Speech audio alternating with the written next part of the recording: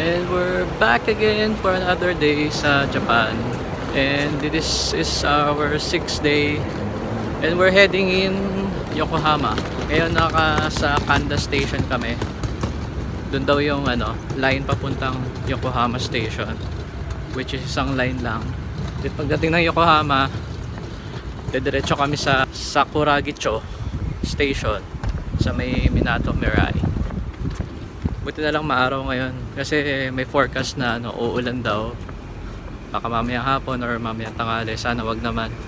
Pero Monday sabi yung ulan bukas. So ayan, pagpasa kayo, hanapin namin yung Keihin Tohoku line. Isasakyan namin dito sa Kanda.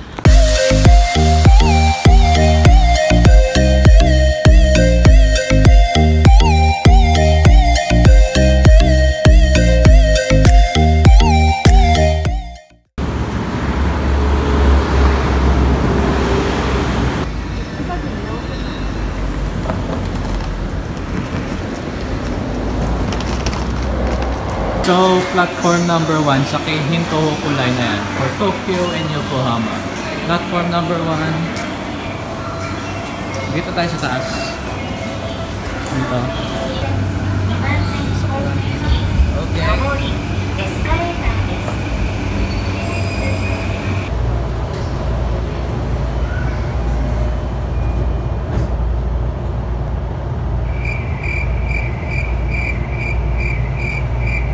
So nandito po kami ngayon sa Churumi Station. 4 stations lang sa Yokohama. Kailangan lang namin bumaba and mag-transfer ng train. Pero dito pa rin yung line na to.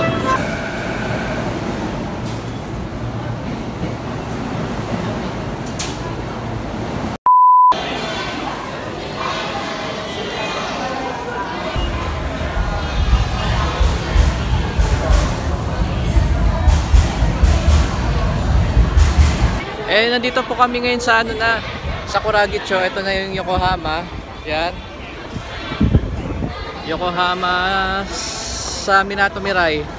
Then tatawid kami ng pedestrian lane para ikot-ikot na. And nakita na namin yung tita ko na 30 years ko na hindi nakita. Siya kasi yung nag-alaga sa akin dati, mga 2 buwan. Yung baby pa ako. And after 30 years, ngayon lang kami nagkita ulit. Ayan. Mainit. Then dito medyo makulimlim na. Medyo cool yung weather. Pero kahit ganun pa man, mainit pa rin. Para nasa 30 degrees. Yeah, ito na yung mga building.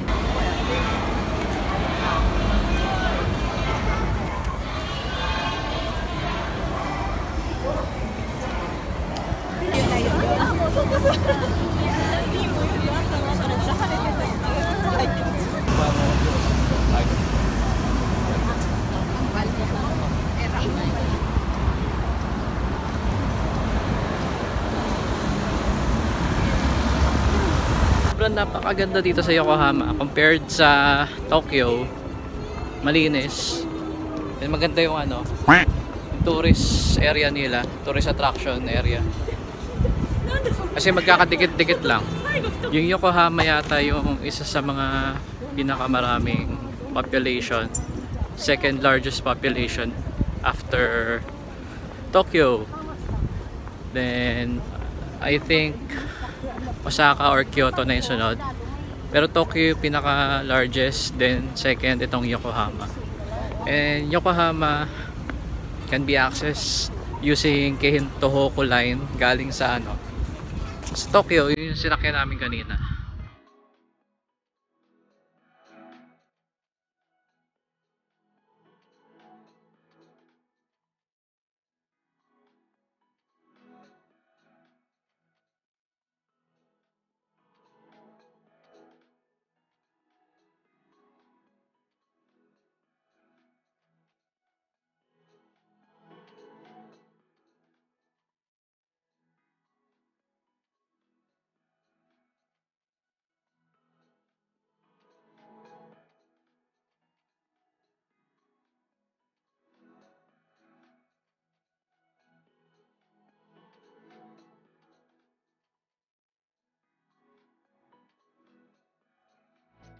Ayan, pumasok nga muna kami ng ng mall. Sakaling magkaliwala tayo ng Sige. sa telepono. Okay po.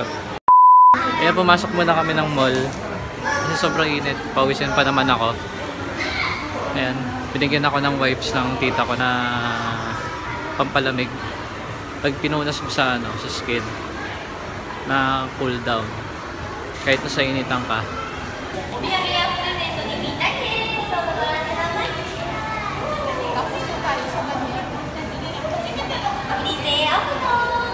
Ayan Ferris wheel. Mas mataas sa sa Singapore tsaka sa Moai. Bali ikot nito, isang ikot daw yata is 45 minutes. Yan.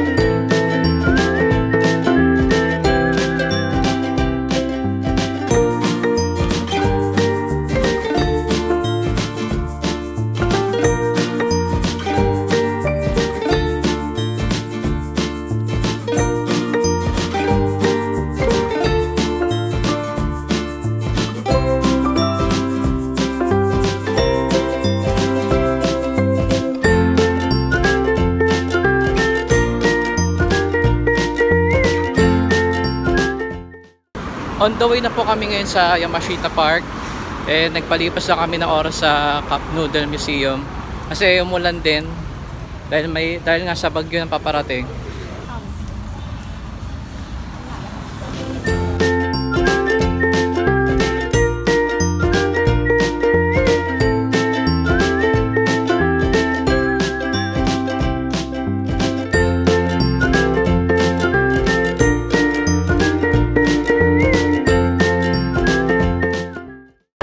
Near to airport. Makati. You have kebab in Manila? Metro. You have kebab in Manila? No. I am working. Vacation? No. I am a flying chef. Okay. Yeah. Saitama. Then next month, 27. I will go in Manila. Or, you have girlfriend there? No. Me? Yeah. I took care of Ayan, bumili kami dito ng diner kebab or kebab. Spanish. Yeah. Susunod namin sa Bukan. Yeah. You're gonna subscribe to my channel? Yeah. Okay. And what is this place? I have photo. Party. Okay, Yamashita. Good. Nice. Yeah. Thank you. Go to. Thank you very much. So much. Nag-coat na lang kami kasi paulan-ulan tapos biglang iinit tapos uulan na naman. Ayan, matatakpan naman yung buong katawan ko pati yung backpack. So parang hindi na ako maghawak-hawak ng pantakip sa camera. So doon kami kanina galing sa part na yan. Then may bridge dito papuntang Yamashita Park ito. Diretso na to ng Yamashita Park itong bridge. Kasi ito meron din maliit na park dito sa baba.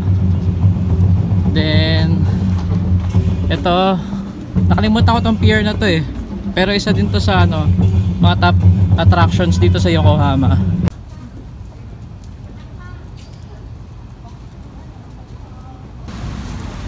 Yamashita Park. This is it, this is it, this is it. Buti na lang wala masyadong tao ngayon kasi alam ng tao na may parating na typhoon kaya hindi na siguro sila umalis. Kaya solo namin yung park ngayon, halos solo namin.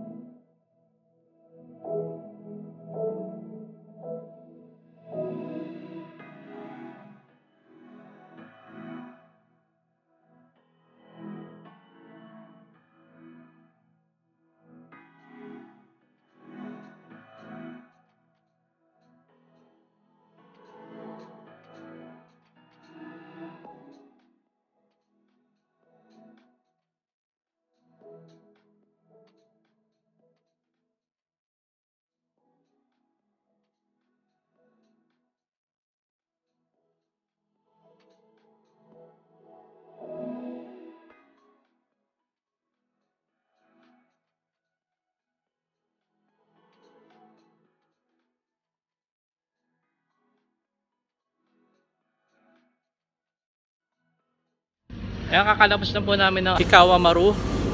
Sobrang daming pwedeng puntahan. Inikot talaga namin yung buong barko. May mga part na malamig, may mga part na mainit, pero makikita mo talaga mga kagamitan simula ginawa tong barko noong 1920s yata o 1930s, mga ganyan. So original talagang gamit, pinreserve talaga nila, walang binago, walang pinalitan. So ayan, bawal ka pumasok din sa deluxe cabin, sa mga standard na cabin, mga ganyan. Tsaka dun sa may captain's room, bawal ka talaga pumasok.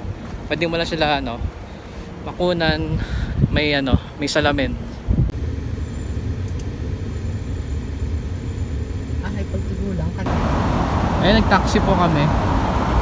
Punta Yokohama Station. Kasi sobrang layo eh. Ayan, photo taxi.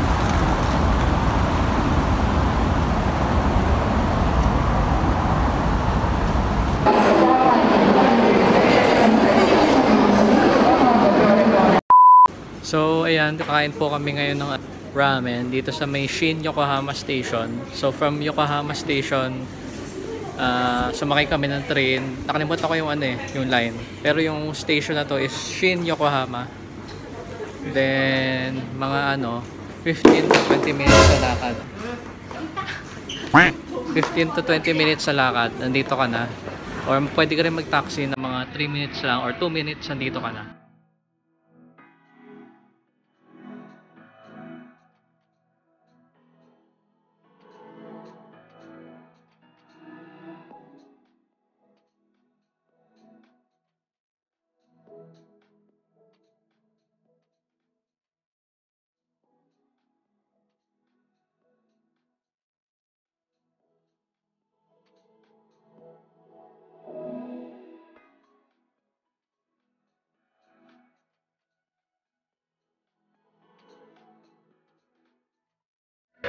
And nandito po kami sa may ramen museum sa Shin Yokohama.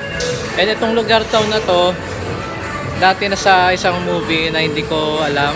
And dito sa lugar na to, puro ramen yung mga yung mga kainan.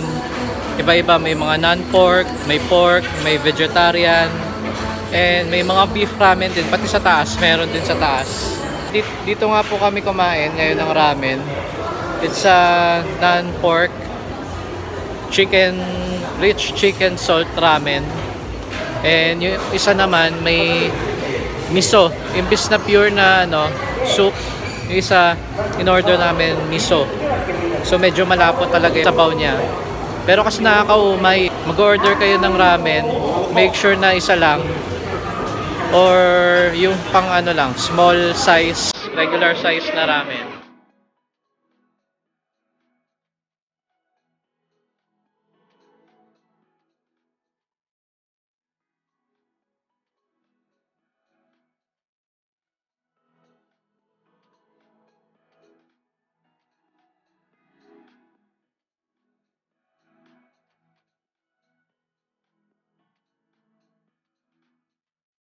And we're back in the road again. Tapos na po kami kumain ng ramen. Nandito na po kami sa labas ng Ramen Museum sa Shin Yokohama. Part nito ng Yokohama area.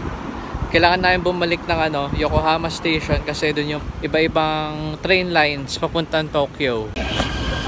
And yes, nandito na po kami sa Yokohama Station. Sa kami, Keihin Tohoku Line, and pauwi na po kami.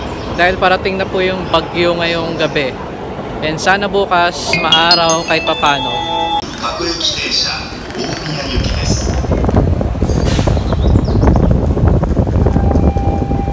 And hanggang dito na lang po yung Yokohama Station or Yokohama Vlog pala.